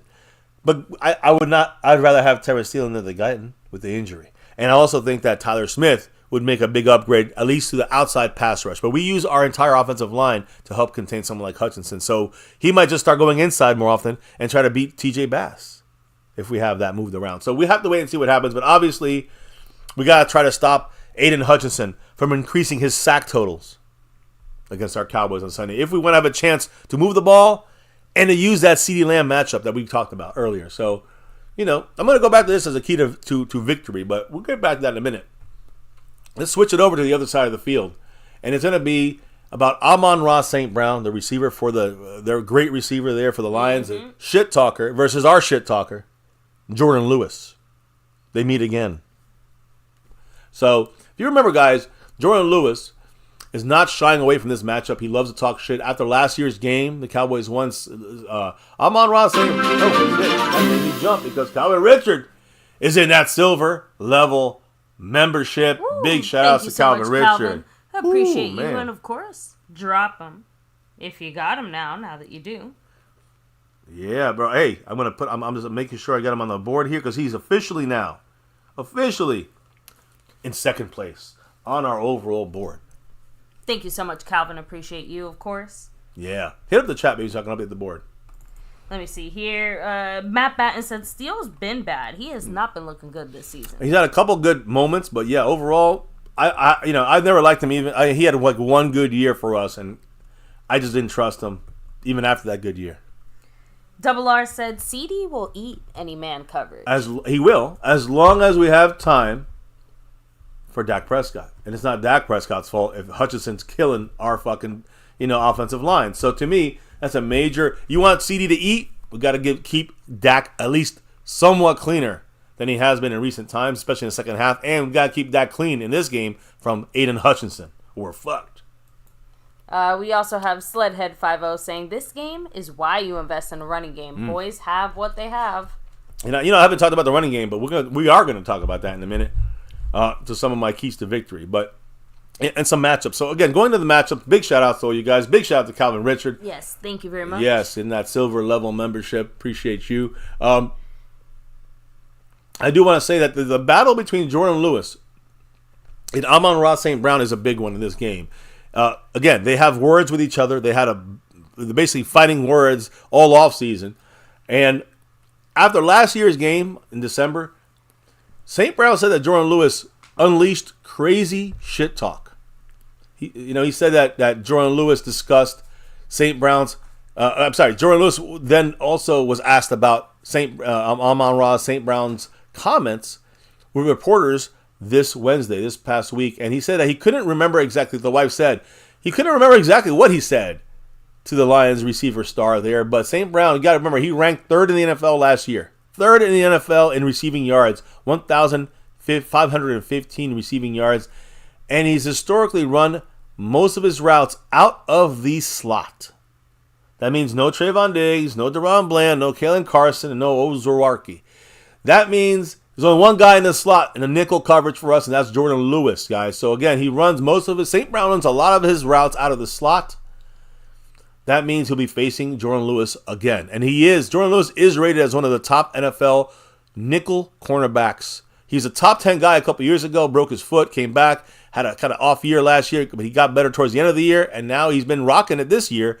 He's been like a top 10 overall cornerback, and a slot cornerback, a top 3-4 guy right now as far as nickel cornerback. So Detroit's offense, they have developed great balance this year. They rank top 10 in rushing. They also rank top 10 in passing. Quarterback Jared Goff, he went 18 for 18 in that Week 4 win. So despite the success, St. Brown's numbers have dropped some from last year's, let's say, peaks. And last year at this time, he was a lot higher. He was doing a lot better than this year. But I tell you guys, it's more of a balanced offense than just a pass-happy offense this year for the Lions. So if he does increase his production and can do more, the Lions will just be that much more difficult to stop. So to me, I think someone like Jordan Lewis will not back down. Number 2, you guys dropped those $2 hollers, that J. Lou 2. Well, J. Lou's got to come through this week against Amon-Ra St. Brown. Do not expect Jordan Lewis, who is also a Detroit native, so he always gets up to play against the Lions. He will not be taken advantage on by Amon-Ra St. Brown without a fight. And I'm telling you right now, Jordan Lewis will fight to the end on this one. So I'm looking forward to with this matchup. Amon-Ra St. Brown's, he's proven more than just being a slot receiver in his young career, but that is still where he usually is put into position by the coaching staff, where they believe that is where he's good at all the positions all over the field as a receiver, but he's the most dangerous and most effective in the slot.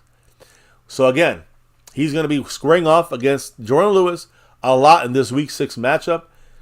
Expect a lot of shoving, pushing, shit talking, and feistiness, trash talk back and forth between both these guys. And whoever has that better game could help sway things in that team's favor. So hopefully Jordan Lewis does a better job against St. Brown than St. Brown does against Jordan Lewis. I will say one last little matchup to keep an eye on, and this is a big one. The Cowboy run defense, guys. The run defense has been struggling until the last couple of games. We've gotten a lot better. The Cowboys' run defense was back-to-back just the worst in the league against the Saints in Week 2 and the Ravens in Week 3. But since then, against the Giants, no touchdowns allowed. 5 field goals, but no touchdowns allowed. And last week, we really shut them down with the defense. So, while we've been holding our opponents in check on the run side in the running game the last 2 weeks. So I'm interested to see how the Cowboys are going to match up against their dynamic running back duo of Jahmyr Gibbs, who's fantastic, second-year guy, and David Montgomery. They complement each other almost perfectly and will likely be the toughest test the Cowboys have faced on the ground so far this year with both these running backs. So Jahmyr Gibbs and David Montgomery versus the Cowboys' run defense. That, my friends, is also a major, major thing for the Cowboys. And by the way, Jahmyr Gibbs, number 26, David Montgomery, number 5. They're going to try to use them against our run defense and test us to see if we're really back to stopping the run, or we reverted back to letting everyone run all over us for 200 and 300 yards on the ground. We'll see what happens. But here are the keys, guys. And I'm going to tell you quickly. I only have a couple keys, and we're done with the show tonight. Except for one little part, which is finding out who wins that jersey. That's right. We got a jersey to raffle off tonight. So the keys to the Cowboys winning this game and at home to get maybe our first win at home, right? It's going to depend mainly, on my opinion. I know we talked about the fact that the offense has to be proactively getting points for the defense, but it's still going to come down to what the defense can do to contain the explosive Lions offense. And they have a good combo punch of running backs. They got an effective passing game. They're balanced on offense. We're at home, though. And you and me, we're the fans. We got to be loud in this game. So that's number one, guys. One of the keys in this game is the fans. Yeah. Us. The ones that are in that game, that paid money to go to that game, you got to be fucking loud. Cowboys mascot is Rowdy, but we don't need him. We need the fans turning into Cowboy fans to get rowdy. We need the Cowboy fans to get rowdy. We don't need Rowdy the mascot. So we need the Cowboy fans to make it uncomfortable for the Lions. Let's stop letting all these Saints and Baltimore Raven jerseys and fans walking through our fucking, our home. Yeah, stop letting other people take over your house. Exactly. The last 2 games at AT&T Stadium, the fans have not been a factor because they got so many of their fans there. And our fans are just sitting on their hands, not clapping in. They don't get into it. So this is on the fans. You got to get louder. Like this part. Now, of course, the players got to play and win. Fans got to get louder and make it tougher. That's the whole. Home field is not what you had a bad day. You don't like the Cowboys let a touchdown go. You just stop cheering. No, you got to make it hard for the opposing team when you're at home, and that's up. That's to the players. That is up to the fans. So fans, you're gonna go to this game. You got to be loud. We put in the Cowboy team had put in underwhelming performances against the Saints and Ravens. So that's partially the reason why they got to do their job on the field, like Dak said earlier tonight, right? But the noise the fans can make to disrupt a guy like the Lions quarterback Jared Goff's calls. He's not the best at his play calling and stuff. He needs a lot of help from the coaches, Jared Goff. If we can just disrupt them a little bit by being loud, that could really be a welcome sight for the Cowboys who haven't won at home yet. In our defense that needs as much help as possible. So more than ever, the Cowboy fans must bring out that rowdy attitude within us. And I know we'll be loud and rowdy here at home. You'll see us live on stream here on Sunday on camera. The wife and I will be screaming for our Cowboys, but at the stadium is where it counts, where it makes the actual difference. So get loud, fans. If you're going to this game, get loud. Now, I'm going to say, here's a key to victory for me. Can Jalen Tolbert do what he did last week? If he does what he did last week, he's going to be, he's obviously going to be our number 2 when Brandon Cooks leaves, but Brandon Cooks can drop number 3 for all I care, to be honest with you guys. We need to look for the future now. And Brandon Cooks is no separation. I know he's got 3 more weeks of injury, 4 weeks of injury, actually. Jalen Tolbert's got to keep building on what he did last week. That he's strained his balls, he did, but he went back in there and caught a touchdown to win the goddamn game. So he answered the touchdown for a touchdown. And it was, again, if the Cowboys can do that against the Lions, answer touchdown for touchdown, it'll be, again, that's a very difficult situation, but the only way we could actually really hang in an offensive battle would be if Jalen Tolbert shows up like he did last week. Remember, they're going to be looking to shut down CeeDee Lamb. They're going to try to shut him down. In the second half, they're going to bracket him and double him. So the Cowboys got to find a way to go to the number 2 guy, which is Jalen Tolbert. He must step up, take advantage of a very questionable Detroit Lions secondary. And that's my point. When I rated that secondary out, 2 of those guys when we watch CeeDee Lamb, that means you got one guy in Turpin and one guy in Ferguson and one guy in the running back and one guy on Jalen Tolbert. And Tolbert's going to be the guy we got to watch. Tolbert has been targeted 29 times by Dak, and he's caught 20 of those 29 passes. Only 9 of them have been incomplete. And out of those 20 passes, 2 of them were touchdowns. He has 247 yards on those 20 catches, and he averages 12.4 yards per catch. So getting the ball in Jalen Tolbert's hands when CeeDee Lamb is going to be bracketed and covered and doubled is extremely important. The Detroit Lions, you look at them. This is why it's a key to victory. They rank 21st in the league in total defense. They allow an average of a total of 350 yards a game. Their pass defense is the most vulnerable, more than their run defense.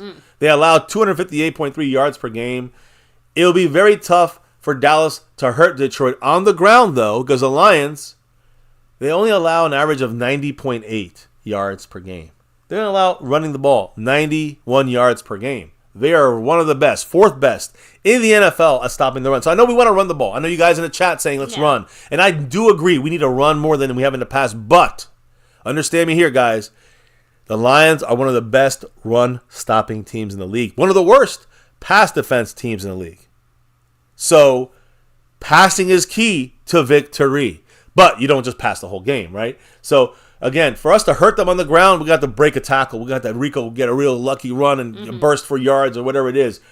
To me, when you get CeeDee Lamb getting double covered, our running game is going to be tough. They're going to double cover CeeDee Lamb.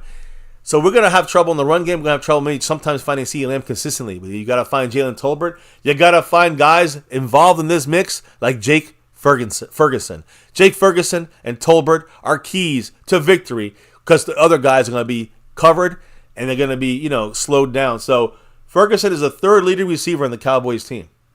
He's averaging 10.4 yards per catch. And he also has 3 touchdowns. So 3 touchdowns and 10.4 yards for the tight end. 2 touchdowns and 12.4 yards per catch for Jalen Tolbert. These 2 names, if they have nice games, we will be setting up for a victory. You guys feel me on this? So it's not about CeeDee Lamb or Rico Dowdle as much. It's about Jake Ferguson and Jalen Tolbert. Now, the last final thing I got to mention, flipping the ball around. This is going to be the ultimate test for the Cowboy defense. The ultimate test for the Cowboy defense. The Cowboys, we will win based for the most part on what our defense can do to contain and slow down. We will get our points on offense, whatever it may be, but we have to slow down with our remaining players we have left. We got to slow down this Detroit Lions offense. So, of course, we know they're led by Jared Goff. He has, again, Detroit as an offense has the 3rd best offense combined total in the NFL. They're averaging 397 yards of total offense per game, which is crazy good. 245 yards of passing and 151 yards of rushing. They're going to run on us. They can throw on us. So the Lions, they also score an average of 26 points a game. While on the Cowboys, we allow 329 yards per game. And that is concerning. And the fact that they get so many, well, they're definitely going to push us either way on the ground or the air, and they're definitely going to test us on the ground. But the point is that we've also allowed an average of 444 yards. Yes, 444. in the last 2 games played at home this year. This year at home. We have 2 games at home. We lost both of them. And we've allowed an average of 444 yards in both of those losses at home. So, and you want to even look deeper, the Cowboys defense, we allow 7.7 yards per play when we're playing at home. At home, where it could be a run or a pass, we allow almost 8 yards per fucking play. That is too much. That is beyond too much, guys. That is the worst average in the NFL. So this, I'm glad we could be number 1 in something. This defense and this is at home. This is not overall. We're not the worst, but at home we're the worst in the league. The worst in the league. And we allow 8 yards per fucking carry or per catch. I was gonna say, but you kind of mentioned per it. Play. That's because our own home isn't even ours. We keep basically renting it out to the other teams every time they visit. It seems the other fans are showing up and dumbing down our fans, and also the team's not showing out, so the fans don't even get excited. So it's like a chicken or the egg situation. Yeah, the top 4 defensive ends for the Cowboys are out. They're out. We know they are. Micah Parsons, DeMarcus Lawrence, Marshawn Nealon. Don't forget Sam Williams. He's been out for the year. 4 guys. Our top 4 guys are rotation decimated, gone forever. Not forever, but for this game. So they will not be available in this matchup. That's why we got to rely on our current guys that are going to be in the mix here. And, I always like to look at, and we've talked about these guys before, but when you look at the Cowboys and you look at our pass rushing guys, Chauncey Golston, number 99, and Carl Lawson, number 55. Those are going to be our starters more or less, with Tyrus Wheat, number 91, and possibly although KJ Henry will probably maybe be ready for this game. He's number 52. He'll be probably pushed into the mix here as well. And practice squad players. Those are our 4 guys we got on this roster playing the edges. And we got a couple practice squatters. I don't know if we're going to elevate anybody because we need linebackers and cornerbacks. So you can forget about Dalvin Cook. He ain't playing this. The last worry is Dalvin Cook right now. We need defensive guys and bodies in there and depth. So pass rushing, even that we may have to cut short this week as far as the ability we have there. Now, I just want to say one last thing about this defense, our defense versus their offense. The Lions' offense, they rely very heavily on the quick game. They get their guys in space, and they do a lot of play action. So they like to get guys in space to get one-on-one matchups. They throw the ball quickly, a lot quick huddle, no huddle, quick passing game, so it's just like a second and a half to get the ball out of Goff's hands, similar to what we saw with Justin Fields. Mm-hmm. And play action, and that's the one I want. That's the one I want to focus on. They love play action, the Lions offense. I don't want to see this Dallas Cowboy defense getting play actioned to death on Sunday, and it could happen because they got a balanced run and pass game. So Jared Goff was 12 for 12, 229 yards versus the Seahawks when doing play action last week. In play action, they were just dominant. So to me, minimizing the Detroit Lions running game early in this game, which is one of the best running games in the league. They got one of the best 1-2 punches, the best one we've seen all year so far. We have to at least not stop them, but we got to minimize their effectiveness. If we minimize their effectiveness, there's a couple ways of doing this. If we minimize their effectiveness, the play action won't work as well. The other way we could minimize play action in the run game? Score points in offense. If you score points in offense, you put pressure on their offense, and we know they're not going to run if they're down by 10 or 15, or I'm sorry, 10 or 14 points in the third or fourth quarter. Exactly. We give yourself enough of a lead, it becomes irrelevant. If we get a little bit of a lead, we can keep that lead. We can keep them from establishing a true run game and stop our very young linebackers are going to be running up to try to stop the run every time. And if they do that, we're going to get burned in play action. They're going to have players in space, and they're going to throw the ball quickly. And those are the 3 things they do best, and those are the 3 things we have to slow down. We can't stop it, but we can slow it down. So one of those ways, of course, is just stopping the run. Your run gap fits. We got to stop the run on a natural way, right? We have to do that just like we did the last couple of weeks. But the other way we can help our damn defense is getting offense. I don't care how we get the points. Special teams, interception, pick 6, or the offense. But when we get points on that board, they will have to move away from the run game. Won't be as effective anymore. Their run game will not be as all-encompassing to our linebackers and pulling them out of position. And then Goff would just chop us up. That's all he's going to do, is just pick us apart. So we have to slow down the run game from the start. And again, they got Montgomery and Gibbs, tough guys. But we got to find a way of doing it with a team that's basically broken on defense. Linebackers, no Kendricks. So there's a lot of things going on. But the key is slowing down that run game early, getting some points on the board for our offense, and that would definitely negate the things they do best.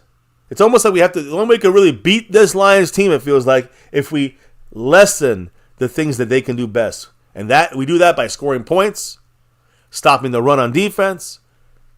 And like I said, getting loud as fans, making this an actual home game, getting the ball in number 1's hands and number 87's hands. Outside of CeeDee Lamb, of course, you're going to win, though. You get the ball to CeeDee Lamb, that's great, but when they start shutting him down, you got to get into Tolbert and Ferguson.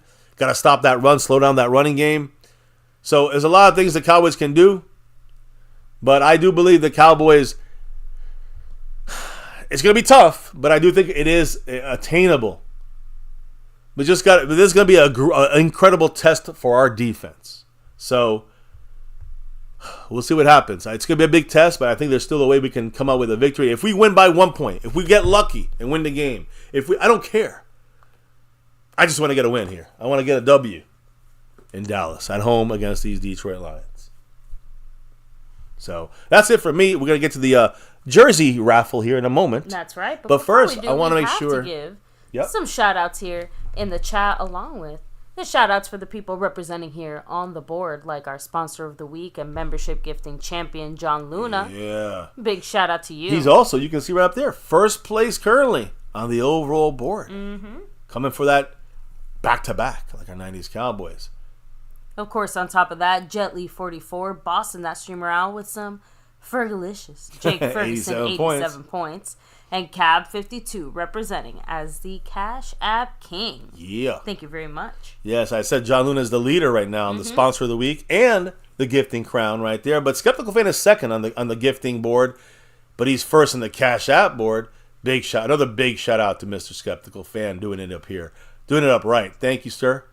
Go Cowboys. So all this will be figured out, finalized, these winners, after the game against the Lions on Sunday afternoon. So I got myself set there. But hit a couple comments while I get we're gonna get our raffle ready, and then say a quick shout out to everybody and a good night. So baby, hit up the chat for the questions portion here. So Matt Batten said that the Lions are very beatable. I appreciate the They're beatable. We got to beat them right. You can't just go out there and say we're better than them. We got to beat them with matchups and keys that will allow us to have the upper hand. We just can't go out there and say we're better than them, because we might not. We definitely are not when you look at all our injuries. But they are beatable, but we got to do it the right way. You just can't go out there and say we're going to play them like we played the Giants, and no, you have to take this team in a different way. And there's ways of doing it. Will we be able to do it? I hope so. Sledhead50 said, slow down the run game because the play action will kill you. Bang. I literally just spent like 15 minutes on just the play action stuff. Yeah. 100% right. Agree 100%. The play action they do is great, and they have a balanced run and pass game. So we got to slow down the run game to slow down the play action, and that slows them down. Get some points, that slows them down too. A Lake West Chase said, this channel would blow up if you showed your faces. We are showing our faces. Look, right there. You can see our faces right there. Also, remember this. We used to do this every single night. Every night of the week showing our faces. It was just too much. We have too many things to do going on, guys.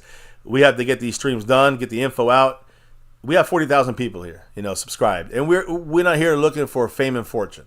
We're looking here just to talk about our Cowboys with some fans that care like we care. So, that's what it's about for number one here. It's great. If we blow up, we blow up. If we don't, we don't. The point is, we're happy where we're at. And we do show our faces at least once a week.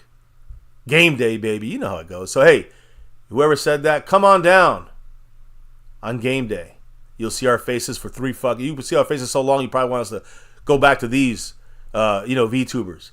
You don't want us to show our faces the full game with our anger and our attitudes about our Cowboys in the heat of the battle. Let me see. Just kind of rolling back. We kind of touched on these comments already. True Cowboys said we need to eat up the clock, keep their offense off the field. that's another major factor, a major point. I agree, 100%. 100%. There's a lot of things we can do to make this game easier for us and possibly get a victory. But it just takes a little more planning, and things have to work out our way, I hope.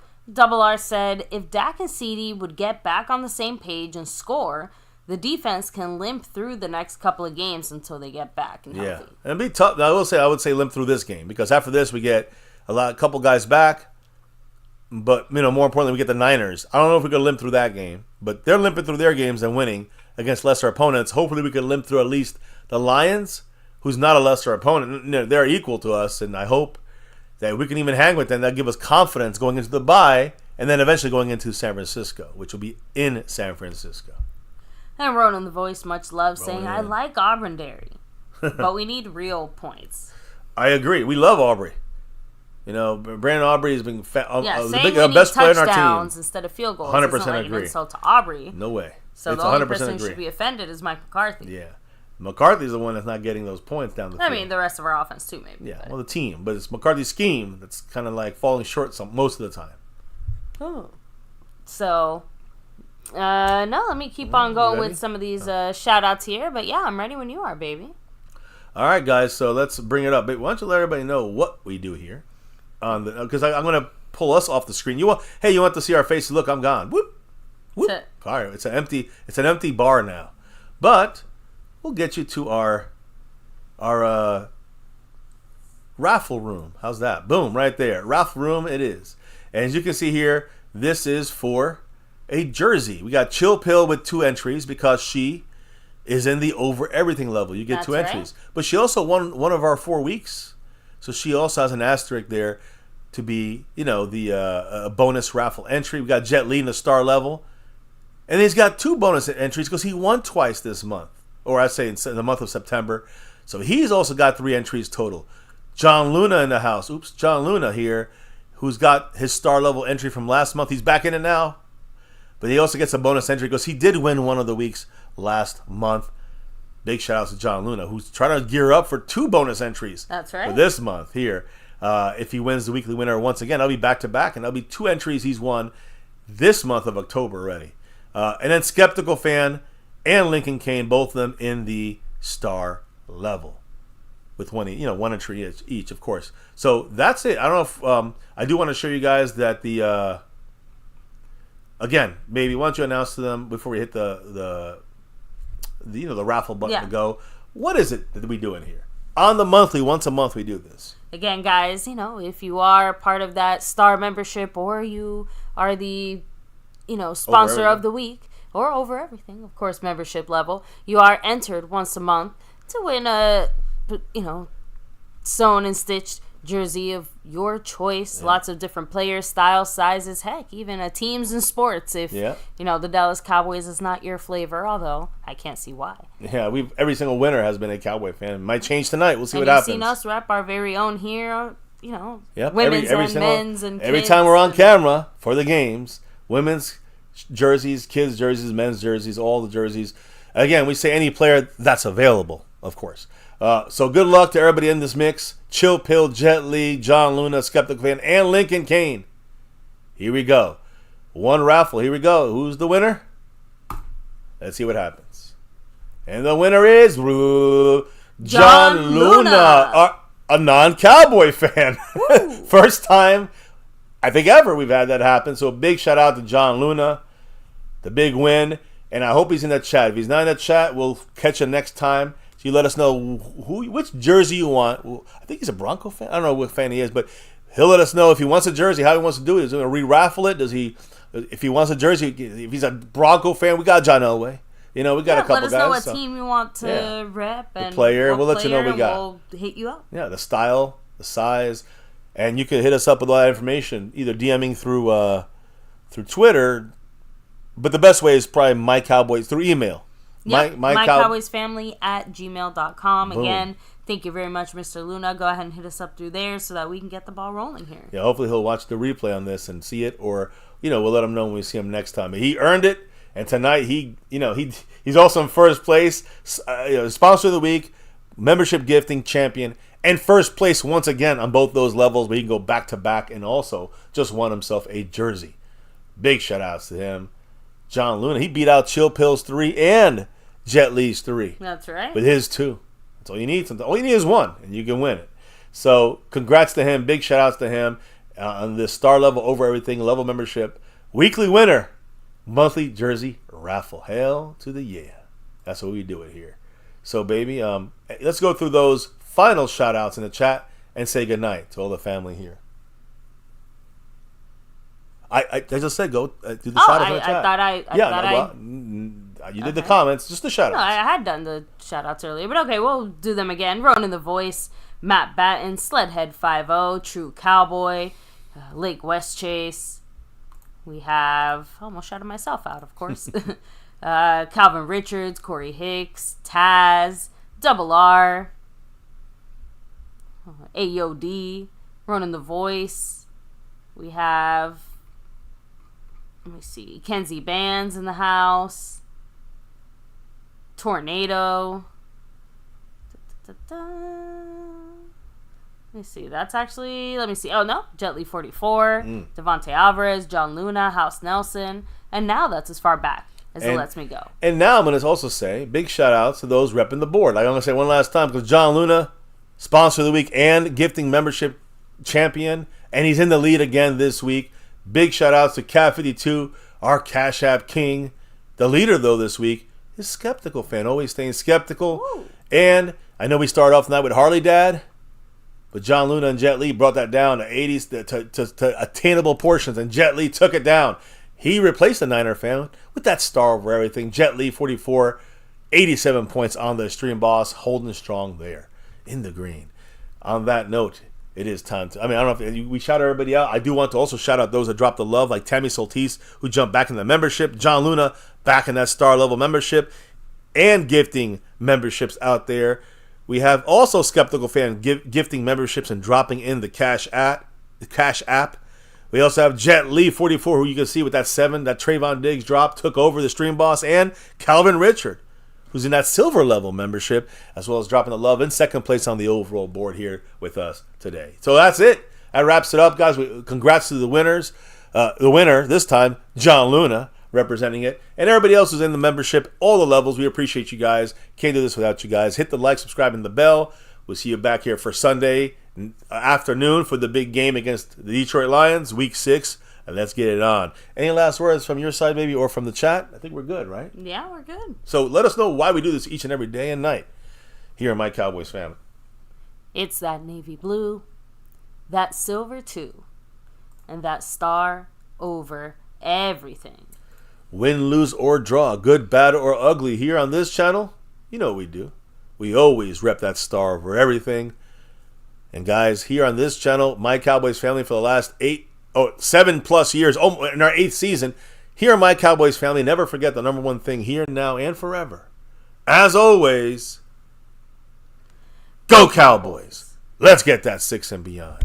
Thank you all for dropping in here, dropping by, and letting your thoughts known about our Dallas Cowboys in this battle against Detroit Lions Week 6.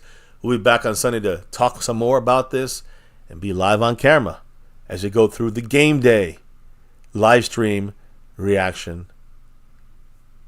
Hopefully, victory. Hopefully. Today, John Luna was the victor on this channel. Thank you guys. Can't do it without you all as we, your drops of knowledge in the chat, keeping us learning and reading, your drops of love from above. Truly can't do this without you guys on that side. But in the end, as we relock and reload for game day on Sunday against the Lions, baby, what do we got to do before we officially drop out of here for the night? We got to drop the beat. And that beat's been dropped here on My Cowboys Family. Where it's, again, guys, you can be anywhere. You're here with us, listening to all the news, info, and updates the last couple of days, and really for tomorrow as well. We told you who the elevation is going to be. You guys know it. Thank you all for being here with us. You can be anywhere. You're here listening to some Cowboy discussions for our big Cowboys preview for our big game, Week 6 against the Detroit Lions. Diggs is, banged up but back. Guyton, question mark, could be, maybe, we don't know. Deron Bland targeting, looking good that he's coming back this game. Either way, we got to put him in a chokehold and get this victory. against the Lions. Let's go Cowboys. And here in MCF, it's always about that navy blue, that silver too, and always that star where everything. Never forget the number one thing right here, my Cowboys family. You guys, number one in the house. Can't do this without your guys' love and support. Can't do this without you guys hitting that like on the stream, hitting subscribe on the channel, and hit that notification bell to all videos so you know exactly when we're going live. You can also see that through Discord and join there. You can also see it on Twitter and X through MyCowboysFamily or at MyCowboysFamily. And we'll see you guys on Sunday for the game. I can't wait. Stay safe. Much love to all. Have a great week, and we'll see you then. Peace. And never, ever forget. Go Cowboys!